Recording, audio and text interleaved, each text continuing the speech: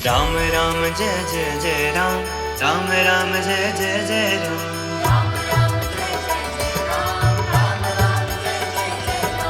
राम राम जय जय जय राम, राम राम जय जय जय राम। राम राम जय जय जय राम, राम राम जय जय जय राम।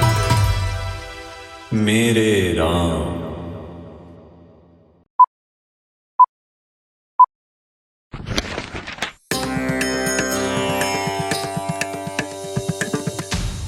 बोलिए श्यावर रामचंद्र जी की जय।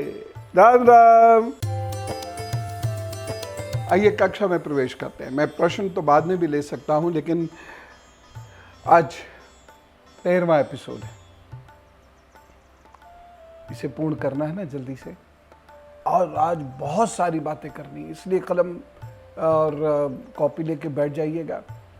और अगर नहीं भी कर पाए तो वीडियो को बार बार रिवाइंड करके देखिएगा, क्योंकि बहुत सारी बातें करनी है आज मुझे आपसे। भूलना मत कुछ भी। तो कल हमारी बात चल रही थी कि सुग्रीव और श्री राम जी का संबंध प्रगाढ़ हुआ, बाली जी को मारा गया और उसके बाद बाली ने श्री राम जी को प्रणाम किया, लेकिन बहुत सारी शिकायतें की, बड़ा गुस्सा निकाला और श्री राम जी को यहाँ तक का अधिकार है।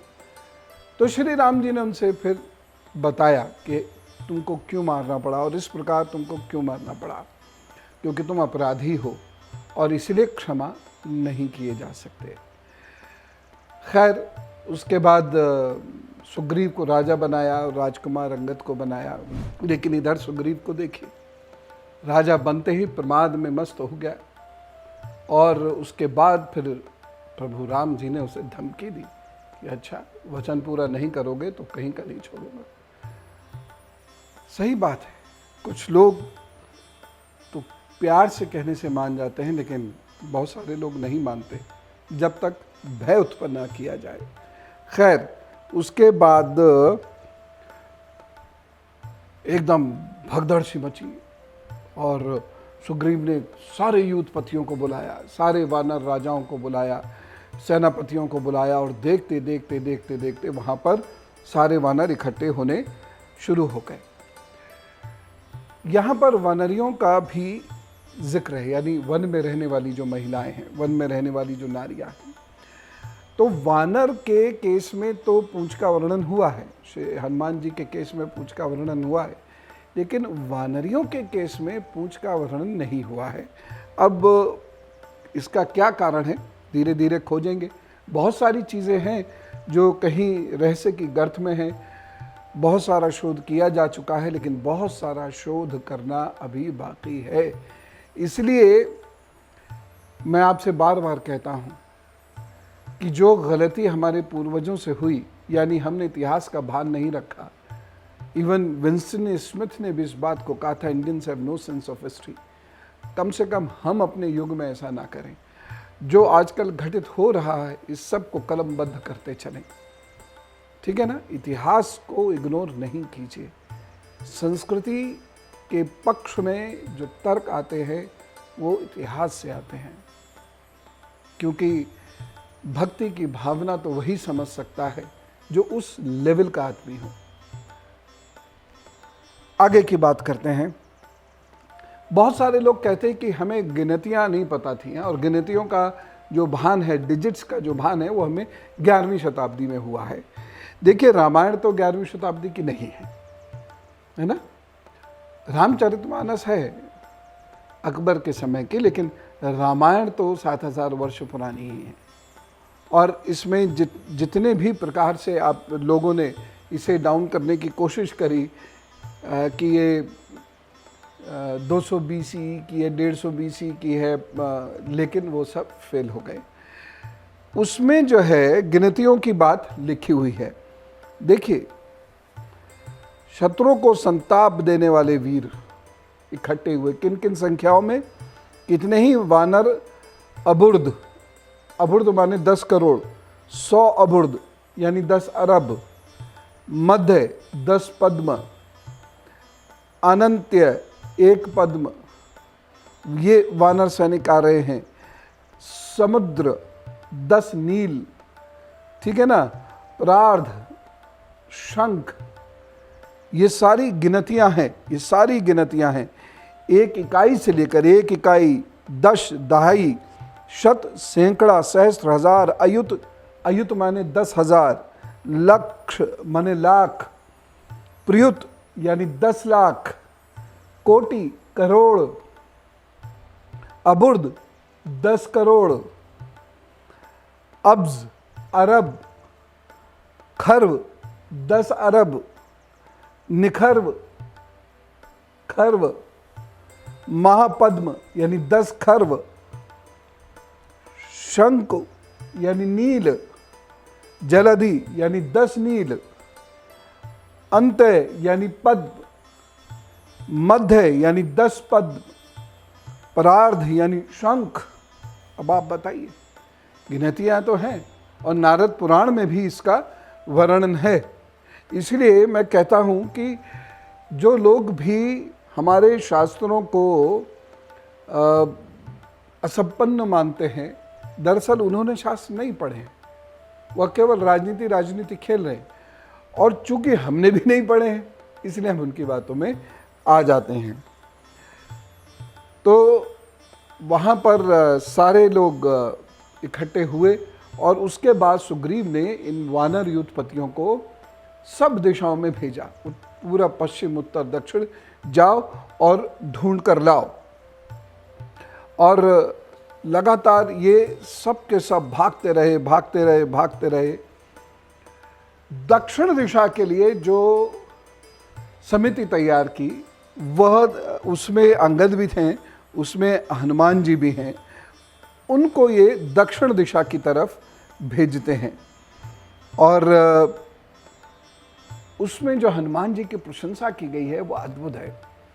और हनुमान जी भी हम सब के प्यारे लाड़े दुलारे ये तो है ही हैं, साथ ही साथ वह हम सबकी प्रेरणा स्रोत भी हैं, क्योंकि उनके अंदर इतनी सारी वर्च्यूज़ हैं, क्वालिटीज़ हैं कि यदि मनुष्य उसका 1/10 हिस्सा भी सीख ले तो अपनी ज़िंदगी को तार ले और दूसरों की ज़िंदगी को भी तार दे।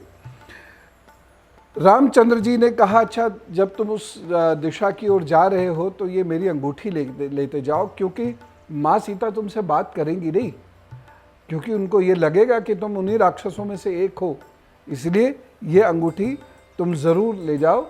और इस अंगूठी को जब तुम माँ सीता को दोगे तो वो फिर तुमसे बात करेंगी और तुम्हें फिर वह पहचान जाएंगी, ठीक है ना। अब इस प्रकार से वो ये अंगूठी लेके तार और अंगद के साथ दक्षिण दिशा की तरफ निकल गए। अब एक स्वर्ण प्रभा नाम की उन्हें बहुत बड़ी तपस्विनी मिलती हैं।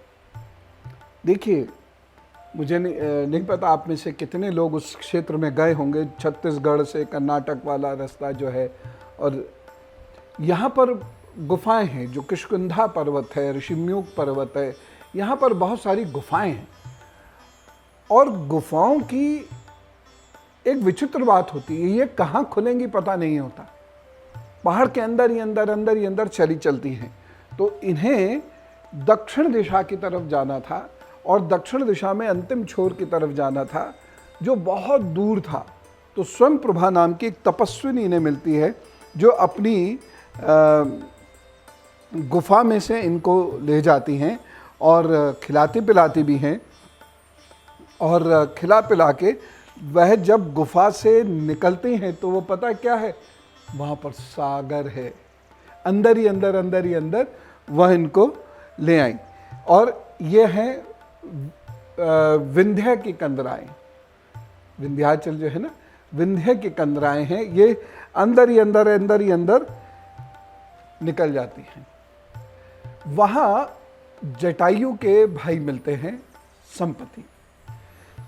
और ये जो है संपत्ति का मिलना, ये सबसे ज़्यादा निर्णायक घटना सिद्ध होती है उस समय, उस समय, क्योंकि संपत्ति वो व्यक्ति हैं जिन्होंने देखा था रावण को उस विमान में बैठे हुए एक स्त्री को लेके जा रहा है, क्योंकि वो माँ सीता को नहीं पहचानते थे, तो एक स्त्री को वह लेके जा रहा है। और जैसे उन्होंने बताया कि इस प्रकार के वस्त्र पहने हुए थे, तो वो उससे एकदम सब लोग समझ जाते हैं कि हाँ हाँ, ये तो माँ सीता को किधर लेके गया, किधर लेके गया। सारे लोग बड़े हर्षित हो जाते हैं। हर्षित क्यों होते हैं आपको पता है? नाकाम होकर सुग्रीव के पास नहीं जा सकते थे।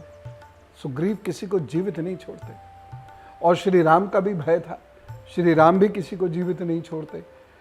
यहाँ तक कि इन लोगों ने अंगद जी के नेतृत्व में यह फैसला कर लिया था कि यदि हम माँ सीता का पता नहीं लगा पाए ना, जाएंगे ही नहीं वापस, इन्हीं कंदराओं में रह लेंगे, क्योंकि वहाँ जाने का मतलब है मारे जाना।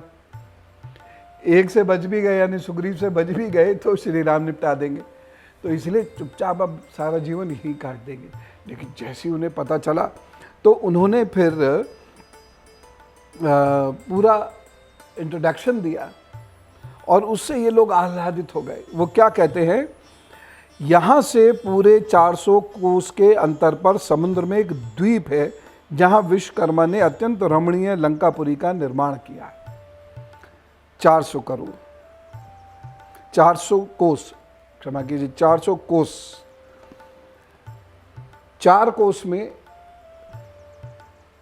कितना हुआ?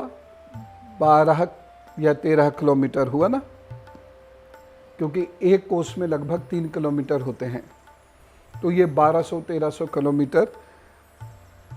और आज भी उस स्थान से यदि आप नाप के देखेंगे तो 1200 कुछ किलोमीटर ही आता है।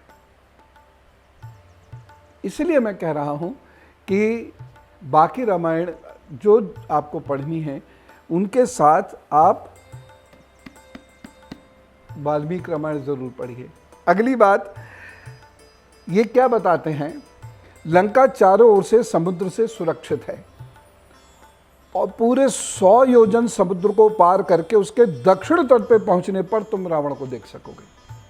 बहुत सारे लोग ये कहते हैं, जब हम लोग गए थे शिविर में, तो धनुष कोटि पर खड़े हुए थे, तो लंका वहाँ सामने दिख रही थी। तो उससे पहले मैं बता चुका था 100 कोस, 100 योजन यानी 1200-1300 किलोमीटर। तो लोग सब आश्चर्यचकित थे कि ये तो सामने तो दिख रही है, 27-28 किलोमीटर है, और इनफैक्ट इतनी है। लेकिन देखिए, रावण ने या कुबेर ने कह लीजिए, जो लंका को बसाया था, वो इस तरीके से बसाया था कि उसके दक्षिणी भाग में जाकर वह मूल रूप से रह रहे थे, क्योंकि वहां दुश्मन का पहुंचना बहुत मुश्किल था। और वहां उसका अंतःपुर है, वहां उसकी विशेष नगरी है, जिसे आप ऐसा समझिए कैपिटल कह सकते हैं, राजधानी। तो वहां रावण की विशेष नगरी है। वो काफी दूर से यूं ऐसे करके घूम के आना पड़ता है, ठीक है ना। इस प्रकार से वह जो है 100 योजन है, पूरा 100 योजन 1200-1300 किलोमीटर है। इसीलिए वो कहते हैं फटाफट तुम लोग पहुंच जाओ वहां पर, क्योंकि उसका भरोसा नहीं है रावण का कि वो माता के साथ कैसा व्यवहार करेगा। इसलिए तुम लोग फटाफट वहां पर पहुंच जाओ। अब सीता मैया का पता तो लग गया। अब ये बात आती है कि वहां पहुंचे कैसे। महासागर में कैसे कोई 100 योजन नापेगा? ये कौन व्यक्ति होगा जो 100 योजन वहां पर कूदकर पहुंचेगा? अब इस बात पर जामवंत बोलते हैं कि भाई देखिए, जब मैं जवान था तो मैं ऐसा कर पाता था, अब मेरे बस की बात नहीं। तार नामक कपि ने भी यही बात कही। एक अंगद जी ने बात कही, उन्होंने कहा मैं जा तो सकता हूं लेकिन वापस नहीं आ सकता, ठीक है ना। तो अब खोज मची। हनुमान जी बैठे हुए आराम से, उन्हें पता ही नहीं, बेचारे सीधे साधे से बैठे हुए, उन्हें कुछ भी नहीं पता ये क्या बातें कर रहे हैं और इन बातों से क्या होगा। जामवंत जी हनुमान जी को देखते हैं। हनुमान जी वही भोले से, बहुत भोले से तो है ही वो। हनुमान जी की समझ में नहीं आया। जामवंत जी कहते हैं तुम जा सकते हो, किष्किंधा कांड चल रहा है अभी, तुम जा सकते हो, तुम 100 योजन जा सकते हो। हनुमान जी बोले है मैं कैसे चला जाऊंगा इतनी दूर, मेरे में कोई शक्ति नहीं है। शक्ति क्योंकि वह अपनी शक्ति को भूल रहे हैं। कपि है ना, तो वैसे बहुत चंचल है, लेकिन अपनी शक्ति की याद ही नहीं है उन्हें। मैं कैसे जा सकता हूं? तो जामवंत उन्हें कहते हैं कि देखिए तुम 2 लोगों के सानिध्य में पले हुए हो, वायुदेव के औरस पुत्र हो और उसके बाद केसरी के क्षेत्रज पुत्र हो। अब आप लोग ये कंफ्यूज कर रहे होंगे, ये औरस पुत्र, क्षेत्रज पुत्र इसका मतलब क्या है?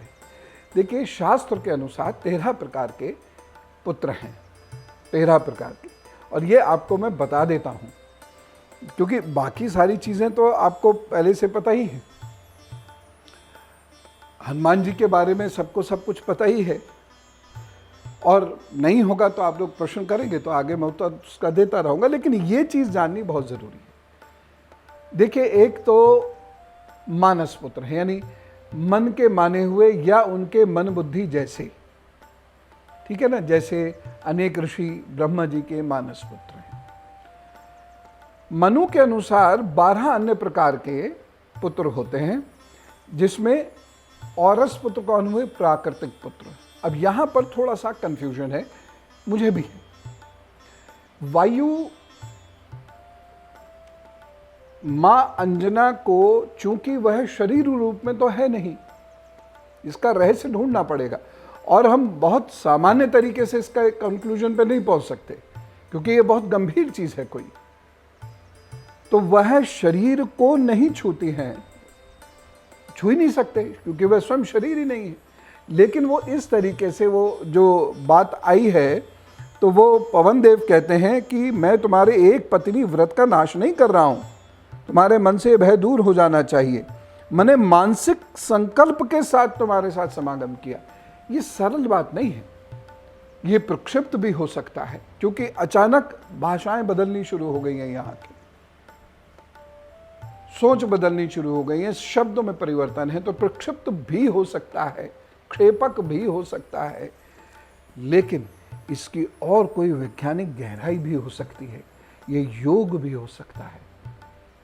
लेकिन और उसके बारे में हम लोग शोध करेंगे, मैं भी शोधरत हूं, और उसके बारे में और भी हम लोग शोध करेंगे। लेकिन ये बात है वायु देव हैं, देवता नहीं। आगे बढ़ते हैं। तो वो कहते हैं कि मैंने तुम्हारे शरीर को सिर्फ छुआ है। कैसे? शरीर रूप में नहीं हूं, इसलिए जो तुम्हारा एक पत्नी व्रत है वह खंडित नहीं हुआ, लेकिन तुम्हारे गर्भ में मेरा औरस पुत्र आया। ये औरस मतलब जो नेचुरल है, प्राकृतिक पुत्र है। तो फिर ये बात आती है, तो केसरी नंदन का क्या है? फिर उनके क्षेत्रज पुत्र हो। अब ये सब पुत्र क्या हैं, पहले ये मैं आपको बताता हूं। औरस पुत्र हैं जो प्राकृतिक पुत्र होते हैं। क्षेत्रज पुत्र कब होता है? जब स्त्री का पति नपुंसक हो या वो ना रहे या किसी अन्य कारण से वह त्याग आदि कर दे, तो देवर या अन्य किसी गुणी व्यक्ति के समागम से जो संतान होती है उसको क्षेत्रज बोलते हैं। अगली दत्तक, सब लोग जानते हैं, गोद लिया। फिर एक है कृत्रिम पुत्र। कृत्रिम पुत्र का मतलब है किसी को पुत्र मान लेना। आज कृत्रिम वर्ड उतना गंभीर नहीं माना जाता, लेकिन उस समय के हिसाब से ये बहुत गंभीर है, क्योंकि माने गई संतान को उतना ही महत्व मिला है जितनी औरत संतान को मिला है। तो ये कृत्रिम पुत्र है। फिर गूढ़ोत्पन्न, यानी संतान तो उत्पन्न हुई है लेकिन वो गूढ़ है, छिपी हुई है, रहस्य है, यानी किसकी संतान है ये पता नहीं। जैसे मान लीजिए घर पर कोई रख गया, दरवाजे पर कोई रख गया, स्टेशन पे कोई छोड़ गया, कूड़े के ढेर में आजकल मिल जाते हैं बच्चे, वो सब। फिर है अपविद, यानी एक ने त्याग दिया लेकिन दूसरे ने अपना लिया, ये है। यानी पति पत्नी में वैमनस्य हुआ या जो भी कारण हुआ, तो पति पत्नी में किसी एक ने त्याग दिया और दूसरा अन्य किसी के साथ जाकर रहने लगा, तो वहाँ की जो संतान है वह अपविद है, यानी उस संतान को जो है ऑलरेडी उसको स्वीकार लिया किसी अन्य ने। जैसे मान लीजिए पति पत्नी के बीच में झगड़ा हुआ, पत्नी अपने बच्चे को लेकर चली गई, वहाँ से विच्छेद हो गया संबंध, अन्य किसी के साथ रहने लगी, तो उस व्यक्ति ने पत्नी के पूर्व संतान को अपनी संतान मान लिया, उसको अपविद कहते हैं। फिर है कसीन, कुंवारी कन्या का जो पुत्र होता है जिसको बाद में पति ने स्वीकार लिया। देखिए वो समाज बहुत अलग है और बड़ा महान है। आज जो हम कह देते हैं ना अवैध संतान है, संतान अवैध थोड़ी है, संबंध अवैध है, संतान तो सदा वैध ही होगी। तो उस संतान को कनीन संतान बोलते हैं। फिर है सहोड़, यानी शादी के समय कन्या गर्भवती है, ठीक, और बाद में संतान होती है और उसको वो पति अपनाते हैं। फिर एक है क्रीत, यानी खरीदा हुआ, खरीदी हुई संतान, वो किसी भी रूप में खरीदी जा सकती है, खरीदी हुई संतान। फिर है पौनभर, यानी एक ऐसी संतान जिसको होते ही त्याग कर दिया गया, या वो विधवा की संतान है या विधवा का पुत्र है। फिर एक है स्वयं दत्त, ऐसी संतान जिसे ये बाद में पता चलता है कि मेरे माता पिता कौन हैं, और वह फिर अपने माता पिता के पास पहुंच जाता है और उन्हें बताता है मैं ही हूं आपकी संतान। और एक है शौदत, यानी स्त्री क्षुद्र है और पति ब्राह्मण है, उनके संयोग से जो संतान होती है उसे शौदत कहते हैं। इससे एक चीज़ ये भी पता चलती है कि जो जाति प्रथा है ये मनु ने, और मनु स्मृति का 10वां अध्याय सबको पढ़ना चाहिए, मैं अपने विद्यार्थियों को बहुत गहराई से पढ़ाता हूँ। 10वां अध्याय पढ़ने के उपरांत समझ में आता है कि ऐसा नहीं है कि एक जाति से दूसरी जाति में विवाह नहीं हो सकते थे, या एक जाति दूसरी जाति में कन्वर्ट नहीं हो सकती थी। तो जन्म के आधार पर नियम उतने कठोर नहीं थे। चलिए वो बात है, बाद में करेंगे। तो इस प्रकार से जो है 12 और एक वो 13 प्रकार के पुत्र माने जाते हैं। अब इधर किष्किंधा में देखिए हनुमान जी को उन्होंने कहा है कि तुम इतने बलशाली हो, तुम्हारे पास अष्ट सिद्धियां हैं, तुम उनके औरस पुत्र हो, और उसके साथ साथ केसरी नंदन भी हो, तुम विलक्षण हो अपने आप में, जन्म से ही विलक्षण हो तुम अपने आप में, इसलिए तुम ये कार्य कर सकते हो। अब हनुमान जी को गुस्सा आता है, बोले अच्छा मैं ये हूं। और उसके बाद हनुमान जी का जो बाल स्वरूप है वो सामने आता है। वो सबको घूम घूम के बताते, जैसे मित्रों को बताता है, देखा मैं ये भी कर सकता हूं, उन्होंने बताया बाबूजी ने मुझे, मैं ये भी, तो वो भी ये बता रहे हैं, मैं वेग में वायु देवता और गरुड़ के समान हूं, अपने मित्रों को बता रहे हैं, वानर मित्रों को। मेरा ऐसा विश्वास है कि इस समय, क्योंकि पूरे जोश में भरे हुए ना, 10,000 योजन तक कूद सकता हूं। अभी 1 योजन कूदने को तैयार नहीं थे, जब शक्ति याद दिलाई तो 10,000 योजन। और क्या कहते हैं, विंतानन गरुड़ में, मुझ में अथवा वायु देवता में ही समुद्र को लाग जाने की शक्ति है। हाँ, पूरे निकले पड़े जोश में इस वक्त हनुमान जी। यही उनका बालपन है। यही श्री राम जी को और माँ सीता को बहुत भाता था। यूं तो श्री राम जी से बड़े हैं, लेकिन माँ सीता पुत्र कहती हैं उन्हें। यही उनका बाल सुलभ स्वभाव है। तो वीरता तो है ही है, लेकिन ये बच्चों जैसी बात कि सब में कूदे कूदे फिरे, देखो मैं ये कर सकता हूं, देखो मैं ये कर सकता हूं। और ये करते करते अब वो महेंद्र पर्वत पर चढ़ गए। महेंद्र पर्वत की सबसे ऊंची चोटी पर चढ़ गए। और ये महेंद्र पर्वत पता है कहाँ है? तमिलनाडु में। तमिलनाडु में है। जब आप जाएंगे रामेश्वरम से, जब मदुरई वाले रास्ते में, तो आपको महेंद्र पर्वत दिखेगा। तो महेंद्र पर्वत की पीक पर ये चढ़ गए। और उसके बाद इन्होंने एक अपनी शक्ति का प्रयोग किया। शक्ति का नाम है महिमा। अष्ट सिद्धि नवनिधि इनके पास है ना। तो अष्ट सिद्धि में, अच्छा मैं आपको ये बताता हूं, चलो नोट करो अष्ट सिद्धियां होती कौन कौन सी है, लिखो फटाफट। अणिमा, जिसमें अणु के समान छोटा कर लेते हैं शरीर को। अब आप ये संभव है कि नहीं है? अरे है, लेकिन अब ये मत कहना आप करके दिखाओ, मुझे नहीं आता ही। लेकिन ये सिद्धियां होती हैं, ये मुझे पता है। एक आध इंच शरीर तो आप सब भी भुला सकते हो, छोटा कर सकते हो भाई। दूसरा है महिमा, शरीर को बड़ा कर लेना, विशाल करते चले जाना। तीसरा है गरिमा, शरीर को भारी करते चले जाना, जैसे जिसमें अंगद ने पांव एकदम टिका दिया था, रावण से भी नहीं हिला था। चौथी है लगिमा, शरीर को हल्का कर देना, एकदम वायु, लगभग वायु जैसा हल्का। पांचवा है प्राप्ति, अदृश्य हो जाना, लगभग अदृश्य हो जाना। इथेरिक बॉडी का प्रयोग होता होगा, क्योंकि अभी भी मैं कह रहा हूं, इन धर्मशास्त्रों में इतना ज्ञान और रहस्य है कि एक व्यक्ति एक जन्म में वह पूर्ण प्राप्त कर ले, ये संभव नहीं है। तो अभी इस पर लगातार खोज जारी है और आपको बताऊंगा। कुछ बहुत अच्छे नतीजे हैं, लेकिन यहां नहीं बताऊंगा, क्योंकि यहां पर अन्यथा वृतांत अधूरा रह जाएगा। छठी है प्राकम्य, यानी मन की बात जान लेना बिना कहे। सातवीं ईशत्व, यानी स्वयं का व्यक्तित्व इतना महान कर लेना कि व्यक्ति ईश्वर जैसा हो जाए, जैसा हो जाए। और आठवां है वशित्व, यानी दूसरे के मन को वश में कर लेना।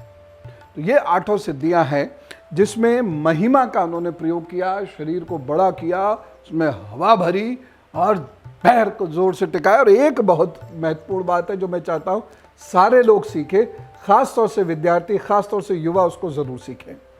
यहां लिखा हुआ है श्लोक 49 में, उन्होंने चित्त को एकाग्र करके मन ही मन लंका का स्मरण किया। यानी सारी पावर्स, जैसे मैं आपसे अक्सर कहता हूं ना कि अपनी समस्त इंद्रियों की पावर को एकाग्र कर लीजिए। और लंका क्या है? लक्ष्य है ना। तो लक्ष्य का स्मरण कर, सारी पावर्स, कोई दाएं बाएं नहीं भटक रहा भी, उनका मन एकाग्र करके लंका पर उन्होंने फोकस किया। जब आप किसी चीज पर फोकस करके और अपनी सारी पावर्स भर के और कोई भी कार्य करते हो, तो वो प्राप्य हो जाता है।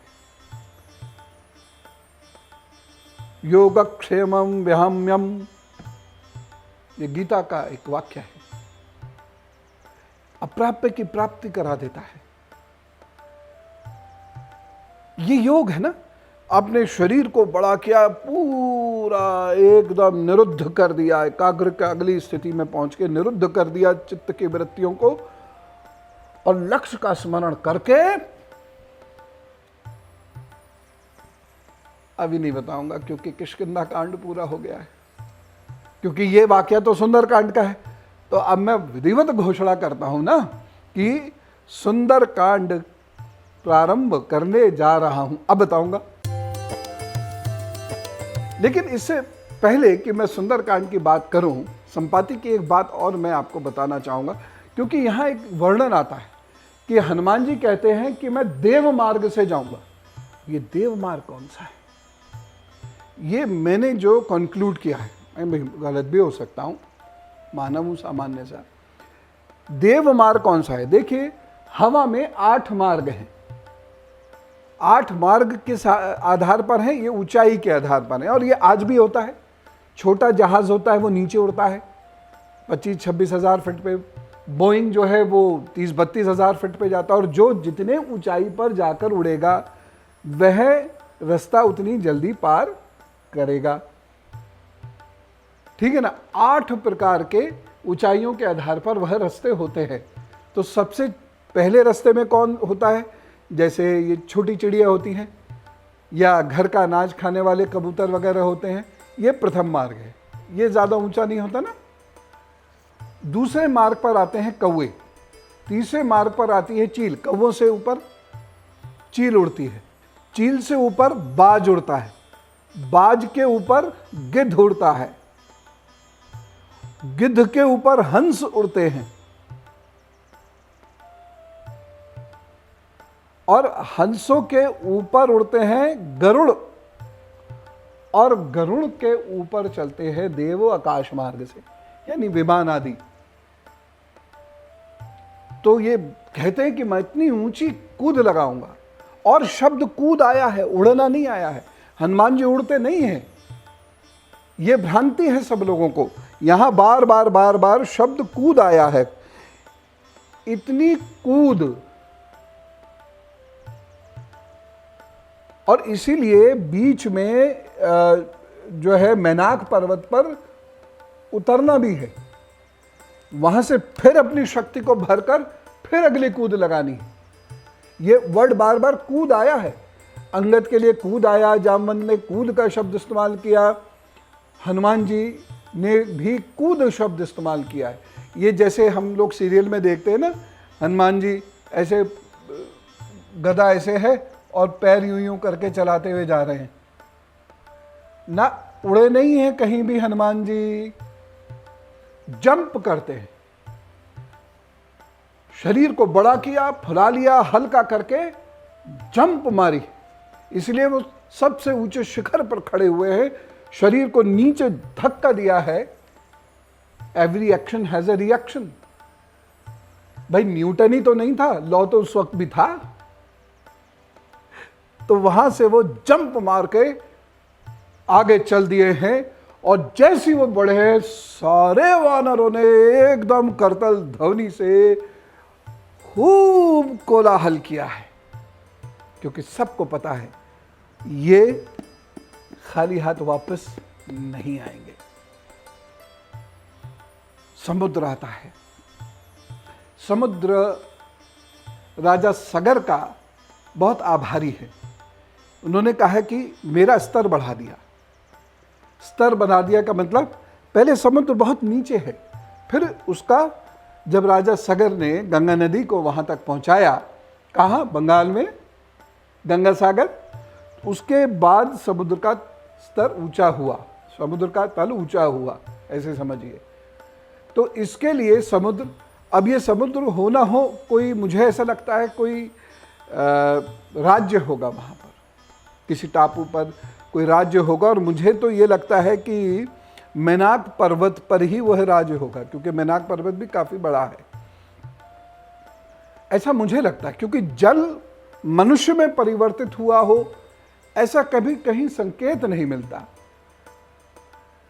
खैर, जल का स्तर हमेशा ऊंचा नीचा होता रहता है, और मैंने एक बार पहले भी चर्चा की थी और मैं पुनः चर्चा कर रहा हूं, याद रखिएगा ये बातें मेरी दोनों। क्यों? जब मैं श्री राम के सेतु का वर्णन करूंगा तब इसकी जरूरत पड़ेगी, इस सिद्धांत की।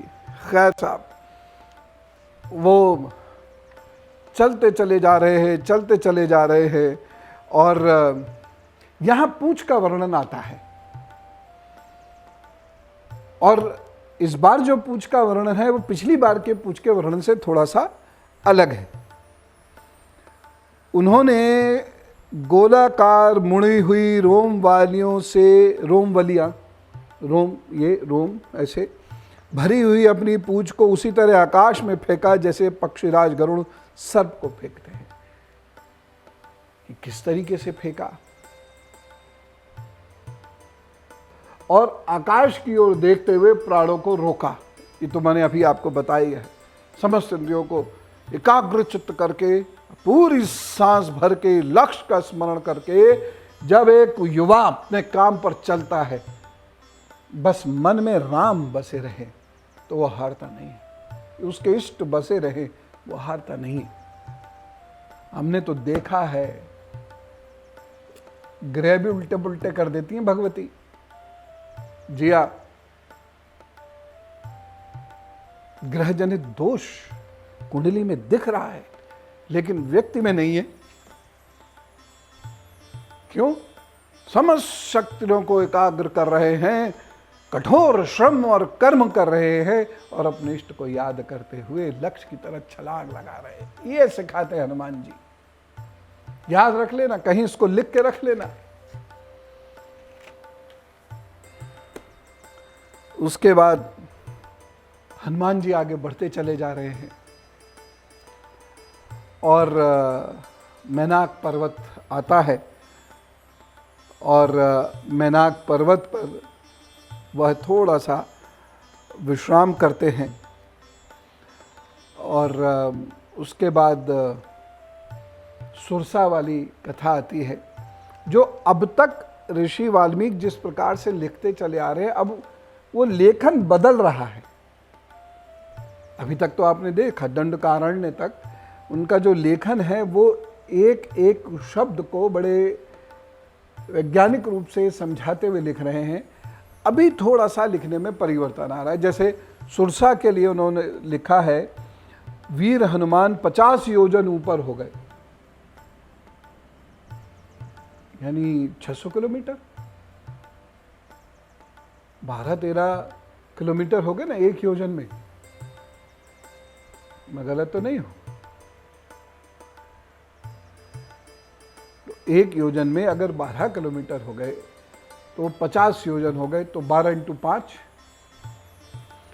तब सुरसा ने अपना मुंह 60 योजन ऊंचा कर लिया। ये या तो ये किसी बड़ी रहस्यमयी बात को लिखा है और इसके पीछे हमें शोध करना पड़ेगा, और मैं समय आने पर जो मेरा शोध है वो आप तक पहुंचा दूंगा। लेकिन आज क्योंकि वहाँ एक नागलोक भी है और जो सुरसा हैं ये नागलोक की राजमाता हैं, तो ये सारा रहस्य क्या है कि उसके बाद फिर हनुमान जी 70 योजन ऊंचे हो गए, यानी 840 किलोमीटर या उससे ऊपर, इतने बड़े हो गए। और उसके बाद सुरसा फिर 80 योजन का मुंह खोल लिया, केवल मुंह 80 योजन का खोला। ये कोई और गहरी बात चल रही है जिसको हम पकड़ नहीं पा रहे, लेकिन आगे जाके चीजें स्पष्ट होंगी, समय लगेगा। खैर, सुरसा के मुंह से निकल गए हनुमान जी, लंका पहुंच गए। जो छोटे छोटे इवेंट्स हैं ना, मैं अभी नहीं ले रहा हूं, प्रश्नोत्तर तो कई दिनों तक चलते रहेंगे। तो लंका पहुंच गए, बड़ी सुंदर लंका। अब हनुमान जी तो रहे पर्वतों पर, उन्होंने देखा ऐसी नगरीय सभ्यता, ओए होए, वो तो देख के एकदम हतप्रभ। कभी इस कमरे में घुसे, कभी उस कमरे में घुसे। अब वो जगह जगह घूम रहे हैं, और तो और मंदोदरी को सीता जी समझ बैठे। देखिए अब इस बात का राजनीतिक फायदा कैसे उठाते हैं। बहुत सारे लोग श्री हनुमान जी पर कटाक्ष करते हैं, दूसरों के कमरे में घुस जाया करते थे, वो इतना कामी पुरुष था, ऐसे गंदे तरीके से लिखते। अरे भाई, उन्हें पता ही नहीं, वो तो लंका पहली बार पहुंचे हैं और उन्हें वहाँ का जोग्राफिया बिल्कुल नहीं पता है, समझ थोड़ी पा रहे हैं वहाँ के लोकेशंस को कि ये वहाँ एग्जैक्टली क्या है। और इतने हतप्रभ हैं, टेकन बाय सरप्राइज, कि वो कुछ समझ ही नहीं पा रहे। ऐसे मान लीजिए ना कि एक बच्चा जैसे गांव में है, वो अचानक दिल्ली में या मुंबई में पहुंच जाए, तो एकदम समझने में समय लगेगा ना कि फला बिल्डिंग में जाने में मुझे रोक क्यों रहे हैं भाई। अब मैं चलो बिल्डिंग में आ भी गया हूं, तो मैं कहाँ जाऊं, कंफ्यूजन में होगा ना। वही स्थिति है। और एक जगह तो चूंकि रावण अंतःपुर में सो रहा है और वहीं मंदोदरी सो रही हैं, तो उन्होंने सोचा कि यही तो सीता माता नहीं, उन्होंने ऐसा सोचा। अच्छा, यहां जो रावण सो रहा है ना, यहां पर वो 2 ही भुजाएं और एक ही सर का वर्णन है। यहां 10 सर का वर्णन नहीं है, 20 भुजाओं का वर्णन नहीं है। इसका मतलब कहीं ऐसा भी हो सकता है कि जब रावण युद्ध में जाता हो तो कुछ ऐसा कवच पहनता हो जिससे उसका सर गला सुरक्षित रहता हो। यह भी तो हो सकता है ना, इसीलिए उधर से काटो 4, इधर से काटो 5, तब मुझ तक, मेरे गले तक पहुंच पाओगे। हो सकता है। और 20 भुजाएं भी कुछ इसी प्रकार के कुछ अस्त्र शस्त्र होते हों भाई। बहुत सारी चीजें तो अभी हम कयास लगा रहे हैं ना, क्योंकि स्पष्ट नहीं लिखा, लेकिन यह स्पष्ट है कि वो जब सो रहा है तो उसका एक ही सर है और 2 ही भुजाएं। और दूसरी जो बहुत सारे विद्वजन कहते हैं कि उसके अंदर 10 प्रकार की, चूंकि विद्याओं का वो माहिर था इसलिए उसे 10 अनंत कहते हैं, 10 सर वाला कहते हैं। ये भी सच्चाई है। और आयुध चलाने में इतना निपुण था कि मानो 20 लोग चला रहे हो आयुध। ये बात भी अपने आप में सही लगती है। तो ये दोनों में से कुछ ना कुछ होना है। लेकिन साहब, हनुमान जी बहुत आश्चर्यचकित है और उनकी कुछ समझ में नहीं आ रहा कि ये मैं कहाँ आ गया। और ऐसी ढूंढते ढूंढते ढूंढते ढूंढते वो शरारतें तो करने से बाज ही नहीं आते। कभी इधर तोड़ मचाई, उधर तोड़ मचाई, उधर तोड़ मचाई, और सब करते कराते, क्योंकि वो फ्रस्ट्रेट हो गए ना कि समझ तो आ ही नहीं रहा, मैं जाऊं तो जाऊं कहाँ। फिर कभी वो विमान देखते तो देखते रह जाते, पुष्पक विमान देखा तो देखते रह गए, हाथी घोड़े रथ देखा तो देखते रह गए। वो सब चीज़ें उन्होंने जीवन में कभी नहीं देखी। ओ तो गदा लेके चल दिए, बोले बस 1 मैन आर्मी हूं मैं। तो इतनी विलासिता कभी देखी नहीं उन्होंने। तो वो ऐसे ऐसे ऐसे करे चल रहे थे, इधर से चलते उधर टकराते, उधर चलते उधर टकराते। तो ऐसे में उन्होंने खूब सारा नुकसान भी किया और अशोक वाटिका में जाकर बैठ गए। अचानक देखा ये स्त्री कौन है नीचे। सीता जी को पहचानते तो है नहीं वो, तो ये कौन स्त्री है। देखते रहे देखते रहे, देखते देखते वो स्त्री उनको बड़ी मधुर लगी। मतलब लगा कि ये तो कुछ अलग सी है। तो फिर वो जब और लोगों से बातचीत कर रही थी और राक्षसियों से बातचीत कर रही थी तो उन्होंने समझाओ हो यही है माता। फिर वह वो मुद्रिका फेंकते हैं। माता एकदम चौंक जाती है, तो एकदम क्लियर हो गया यही सीता माता है। और फिर वो सीता माता के पास जाते हैं, उनके बीच में कुछ संवाद होता है, परिचय होता है, और वो रामचंद्र जी के हाल चाल पूछते हैं। वो हनुमान जी बताते हैं ये सब, और उसके बाद कहते हैं चलो कंधे पे बैठो, चलते हैं वापस। और बोले बाकी जो बीच में आएगा उसे तोड़ फोड़ मैं दूंगा। कॉन्फिडेंस लेवल देखिए, पूरी सेना से भिड़ने को तैयार है अकेले। लेकिन मां ने मना कर दिया ना। क्यों मना कर दिया? जिस बेइज्जती के साथ ये मुझे यहां लेके आया है उतनी ही इज्जत के साथ मैं यहां से वापस जाऊंगी, अन्यथा मैं नहीं जाऊंगी। बात बड़े कायदे की थी। तो वहीं एक मंदिर है चैत्य प्रसाद। चैत्य प्रसाद मंदिर अभी भी है, ऐसा माना जाता है। और वहीं पर श्री हनुमान जी के पांव भी बने हुए हैं एक चट्टान पर। और अशोक वाटिका का जो फ्लोरा एंड फ्यूना है, यानी वहाँ जो पेड़ पौधों का स्ट्रक्चर है, वो लंका के पेड़ पौधों से आज भी वह स्थान बिल्कुल अलग है। हाँ, वहाँ का टेम्परेचर आदि भी बिल्कुल अलग है। तो वहाँ चैत्य प्रसाद एक मंदिर है। वहीं अशोक वाटिका में, वहीं सीता मैया बैठी थी। उसके बाद उन्होंने कहा कि ठीक है मैया, जैसा भी तुम्हारी इच्छा है आप ऐसा ही कीजिए। और उसके बाद मैं क्या करता हूँ, छुप के देखता हूँ। में रावण आता है, सीता जी को प्रलोभन देता है, सीता जी डांट के भगा देती हैं। हनुमान जी को यहीं से अब क्रोध आना शुरू हो गया। अब हनुमान जी को क्रोध आ गया। अब ना वहाँ जामवंत हैं, ना वहाँ अंगद हैं, ना सुग्रीव हैं, ना वहाँ पर श्री राम जी हैं। समझाता तो समझाता कौन। अब दबादब उन्होंने करनी शुरू करी। कभी इसे पटका, उसे पटका, वृक्ष उखाड़ डाले, और ये गुस्से में पूरा हुंकार भर भर के बड़ी मुश्किल से साहब दिव्य अस्त्र से वो पकड़ में आए। रावण के दरबार में पहुंचे। रावण के दरबार में पहुंच के उन्होंने कहा, देखो भैया मैं हूं दूत, और इसलिए आप मुझसे कुछ कह नहीं सकते। चतुर हैं आप, मुझसे कुछ कह नहीं सकते, मैं दूत हूं। आज भी देखिए ना, दूत को कहाँ कुछ मारा जाता है, बल्कि युद्ध भी होता है तो दूतों को निकाला जाता है। उन्हें युद्ध समय में भी उन्हें बंदी आदि नहीं बनाते एकदम से। तो खैर उन्होंने कहा कि भाई अब आप मुझसे कुछ कहेंगे नहीं।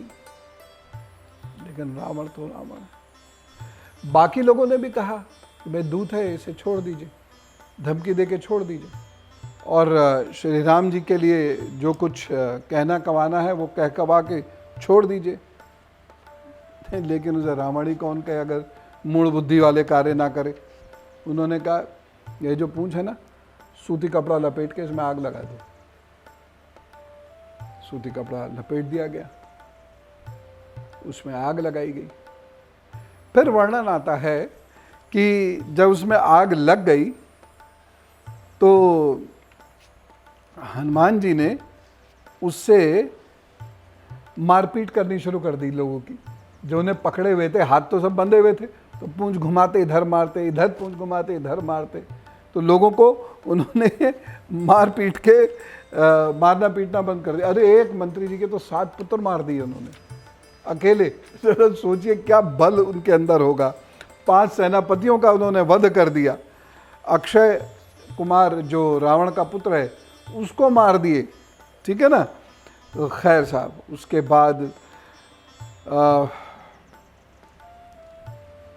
पहुंच गए हनुमान जी कूदते फांदते लंका। और उसके बाद क्या हुआ ये सबको पता है। पूरी लंका में आग लगा दी इन्होंने उसी से। यदि भाई यहाँ बहुत सारे प्रश्न उठ रहे हैं कि इतनी देर तक पूंछ जलती रही, पूंछ जलती रही तो पीड़ा नहीं हुई। यद्यपि उसका एक उत्तर इस प्रकार से दिया गया है कि वायुदेव ने अग्नि को शीतल कर दिया और मानो पूंछ पर बर्फ रखी हो इतना ठंडा कर दिया, जिससे कि उन्हें उनकी पूंछ आगे जले भी ना, अग्नि भी रहे और उन्हें कोई कष्ट भी ना हो। लेकिन यही अग्नि जब घर किसी का जला रही है तो धू धू करके जला रही है। अब खैर बहुत सारी चीज़ें हैं जहाँ हमको मौन रखना होता है, क्योंकि समझ में नहीं आते वो रहस्य, और अपनी तरफ से अननेसेसरी इंटरप्रिटेशन देने के मैं पक्ष में नहीं हूँ।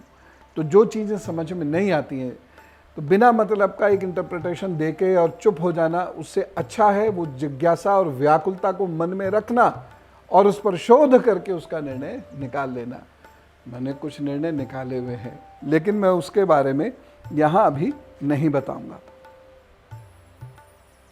तो साहब उसके बाद फिर वो वहाँ से निकलते हैं और उसी तरीके से जैसे वो गए थे ठीक उसी तरीके से वो वापस आ जाते हैं। जैसे ही वो वापस आते हैं अद्भुत ध्वनि से उनका स्वागत होता है। फिर वो श्री राम जी के पास जाते हैं और श्री राम जी से पूरा मैया का व्याख्यान देते हैं, पूरा मैया के बारे में वो बताते हैं और श्री राम जी बहुत सुस्त हो जाते हैं। लेकिन वो प्रभु हैं, वो सुस्त तो हुए लेकिन उसके बाद भी उन्होंने यह तय किया कि अब हम मां सीता को लेने जाएंगे, लंका पर चढ़ाई करेंगे। सुंदरकांड यहां पूर्ण होता है और अंतिम एपिसोड आने वाला है जिसमें मैं युद्ध के बारे में बताऊंगा, किस प्रकार से युद्ध हुआ, किस प्रकार से युद्ध पूर्ण हुआ, और बहुत सारी ऐसी भ्रांतियां मैं आपको बताने जा रहा हूं। अद्भुत भ्रांतियां हैं, वो सुनेंगे तो मन आपका प्रसन्न हो जाएगा, ऐसे तथ्य हैं वो, लेकिन वो आपको मैं कल बताऊंगा। आज जितनी चीजें बताई है ना, कहानी तो देखिए सबको पता है, लेकिन उसके साथ जो बहुत सारी और चीजें बताई है ना, अष्ट सिद्धियों के बारे में बताया है, और कितने प्रकार के पुत्र होते हैं, अंक किस प्रकार से होते हैं, हाँ, डिजिट्स कैसे काम करती हैं, गिनतियाँ कैसे होती हैं, ये सारी चीज़ें मैंने बताई हैं। और एक चीज़ यूथ के लिए क्या कहा है, ज़रा सोचना, और बार बार आप इस एपिसोड को देखिएगा, कितना बड़े बड़े सूत्र इस एपिसोड में है। चलता हूँ और ढेर सारा होमवर्क देके चलता हूँ। सियावर रामचंद्र जी की जय। राम राम।